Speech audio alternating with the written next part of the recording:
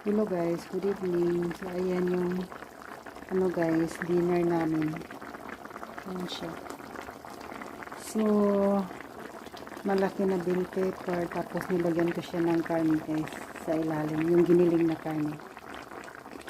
So ayan, masarap yan guys, masarap. Tapos wala na akong rice guys kasi malaki talaga yan guys. So no need na rice kasi mabusog na yan pag isang buo ng bell pepper na kakainin. Ayan siya guys. So, ayan. So yummy.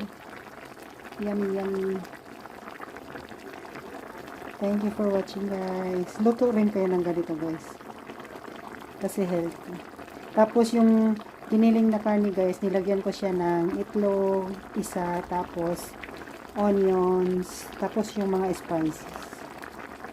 Ganyan lang. Thank you for watching guys.